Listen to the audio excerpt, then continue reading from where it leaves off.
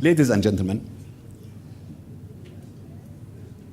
yes, the Palestinian question, the Arab-Israeli conflict, is a sine qua non for a peaceful, the solution of that problem is the sine qua non for the solution of other problems. But it is not only the political and security issues that have priority on our agenda. I must say that the idea of reform of the Arab societies is one of the priority items on our agenda in the Arab League. And we have stressed that point, that now we live in a new century, a new way of international life. The Arab world has to link up with the 21st century. We have to move in accordance with an agenda of modernization, of change, in democracy or towards democracy, rights of women, human rights in general, education, and the totality of the economic and social rights. I must say that we have moved, slowly perhaps, but we are not stationary. We haven't stopped at a certain station. We move. Now everybody's talking about education and how to change the curricula or modernize it in order to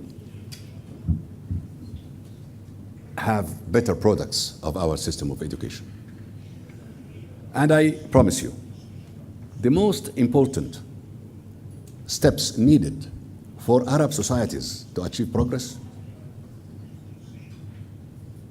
are subject of a consensus among all of us. We know there are forces that would pull us back, and there are forces that tend to keep us busy, but the item on reform is equally important as the political and security items.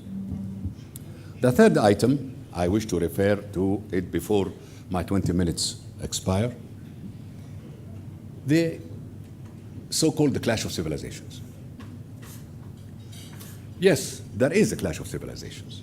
I recognize that. But clash between the extreme wings in all civilizations. The mainstream has no clash. There is no clash between us. But this clash has to come to an end. Extremists are not only on our side. We have seen, we have heard, we have read a lot of stuff about the other civilization, the other religion, and the time has come for us to work together and make alliance of civilization succeed over clash of civilizations. Alliance of Civilizations, as you know, is the product of, or the initiative of both Prime Minister of Spain and Prime Minister of Turkey. And we are very active, the Arab League is very active in that alliance.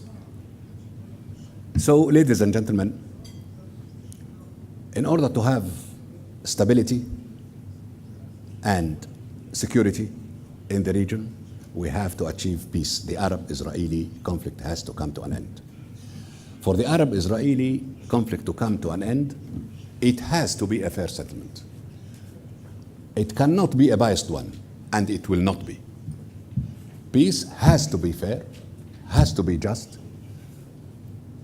Then there will be place for Israel in the Middle Eastern family of nations. This place cannot be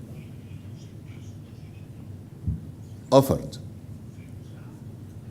if Arab territories continue to be occupied, if the Palestinians continue to suffer the occupation, if people in Gaza are aggressed upon the way Professor Goldstone has underlined. So we need to move on, and in accordance with international law. I was asked the other day, What about the territory that was promised by God to any people? In fact, there is one rule to deal with territory. It is international law, not God, but international law. And we are ready to abide by international law, and we call upon Israel to abide and respect the international law. This is the sure road, sure way towards peace and towards putting an end to this very long conflict that all of us want it to come to an end. Those, I suppose, are the ideas I wrote in my brief speech. Perhaps there is one or two others I won't remember now. Yes, the Arab economic drive. In January of this year, we called for an economic summit in Kuwait. And we came up with ideas, with resolutions, with projects. One of them is to establish a fund to help small and medium-sized industries, a fund of $2 billion, and we are now about to launch it. The other one is how, through projects that have been already approved, to link up the whole Arab world through a railway system and a road system. Third one was to sit together and go through the curricula of education in primary and secondary schools. And the Arab League is doing all that now.